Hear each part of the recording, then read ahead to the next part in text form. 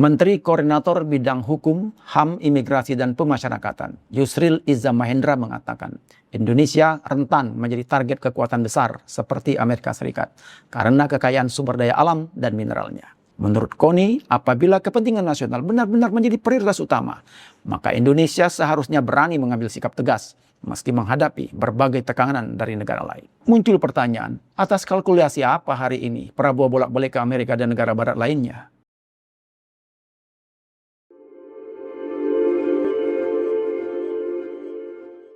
Assalamualaikum warahmatullahi wabarakatuh. Sobat The Press, kembali bersama saya Aswandi As'an dalam Ngobrol Politik Indonesia ThePress.id, agar saya, Anda dan kita semua paham tentang politik. Sobat The Press, Menteri Koordinator Bidang Hukum, HAM, Imigrasi dan Pemasyarakatan, Yusril Iza Mahendra mengatakan, Indonesia rentan menjadi target kekuatan besar seperti Amerika Serikat karena kekayaan sumber daya alam dan mineralnya. Yusril menyamakan potensi ancaman Indonesia dengan Venezuela yang diserbu Amerika karena cadangan minyaknya dan Greenland yang kaya mineral. Venezuela sudah dicaplok, sementara Greenland tidak bisa dikuasai karena Amerika harus berhadapan dengan negara sekutunya di NATO. Indonesia, kata Yusril, berada dalam posisi tidak siap perang karena hanya punya persediaan amunisi selama 4 hari. Dari Guam ke Papua cuma 6 jam. Yang jadi pangkalan militer di Guam. Kita dalam kondisi tidak siap perang. Hitung berapa kekuatan militer kita.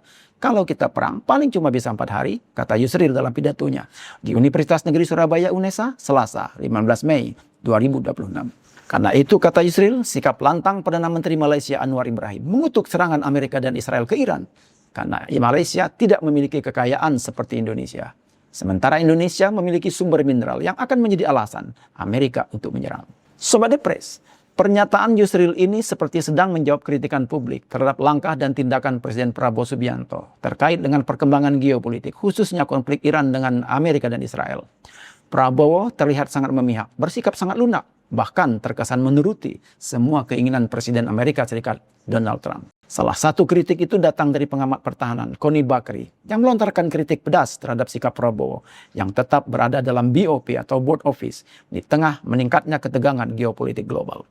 Menurut Koni, apabila kepentingan nasional benar-benar menjadi prioritas utama, maka Indonesia seharusnya berani mengambil sikap tegas meski menghadapi berbagai tekanan dari negara lain.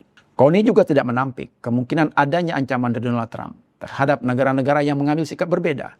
Namun Koni menilai ancaman tersebut tidak seharusnya menjadi alasan bagi Indonesia untuk merasa khawatir. Katanya beliau sangat pro kepentingan nasional.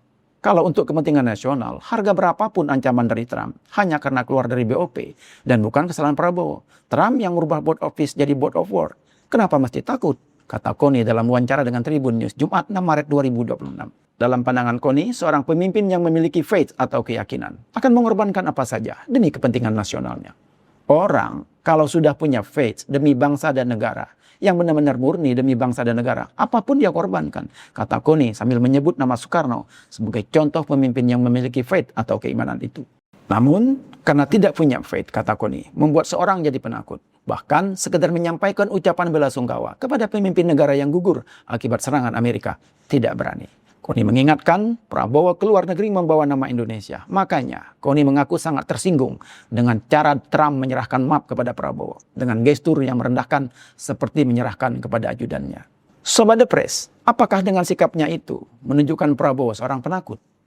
Pakar psikologi forensik Reza Indragiri tidak sependapat jika Prabowo disebut sebagai seorang penakut.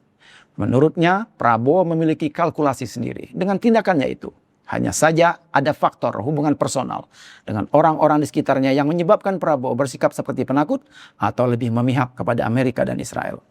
Menurut Reza, sikap Prabowo itu karena pengaruh seorang bernama James Prenzi yang sudah memiliki hubungan lama dengan Prabowo. James Prenzi adalah seorang lobis Yahudi yang memang proyek paling besar yang ditangani adalah bagaimana mengekspor Israel dan Amerika tentu saja ke seluruh permukaan bumi, ujar Reza di channel 2045 TV, Selasa 7 April 2026. Prabowo, kata Reza, sampai sekarang masih mempertahankan sikap berhubungan baik dengan Amerika dan Israel, seperti yang dirancang oleh James Prenzi sejak awal.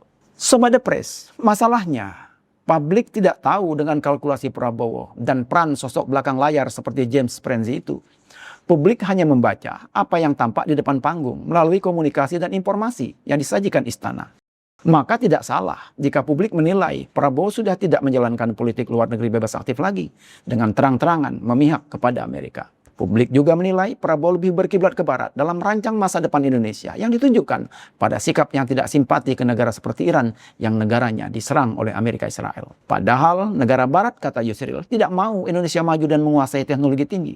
Mereka menggunakan semua lembaga dunia seperti IMF, Bank Dunia, WHO, dan lain-lain untuk mengkooptasi negara-negara berkembang yang kaya dengan sumber daya alam seperti Indonesia. Menurut Yusril, krisis ekonomi 1997 terjadi tak lepas dari peran permainan negara-negara barat itu yang menciptakan krisis dengan menjatuhkan nilai rupiah. Saya menjadi saksi sejarah dengan Pak Murdiono waktu itu. Bagaimana IMF mengatakan kami akan membantu Indonesia. Kita itu ibaratnya bayi lahir dimasukkan ke inkubator. Dia akan bantu kita, tapi dengan beberapa permintaan. Salah satu permintaannya itu, dana untuk pengembangan IPTN minta dihentikan, kata Yusril dalam pidatonya di UNESA itu. Maka muncul pertanyaan, atas kalkulasi apa hari ini Prabowo bolak-balik ke Amerika dan negara barat lainnya? Bukankah Indonesia pernah ambruk 1998 lalu atas ulah mereka yang tidak mau Indonesia maju dan mandiri? Apakah benar Prabowo takut karena tidak punya faith? Sebab kalkulasi secara militer kita memang jauh di bawah mereka. Tapi bukankah secara politik Indonesia punya daya tawar tinggi yang bisa jadi alat negosiasi dan diplomasi? Mudah-mudahan kalkulasi Prabowo itu tepat dan tidak salah membaca arah angin perubahan. Sebab bila salah perhitungan, Indonesia akan kembali ketinggalan. Kegagalan Amerika Israel hari ini untuk menaklukkan Iran dalam waktu singkat, seperti lonceng perubahan perputaran peradaban yang tidak lagi menjadikan Barat sebagai kiblat. Semoga bermanfaat dan menambah wawasan. Sampai jumpa. Assalamualaikum warahmatullahi wabarakatuh.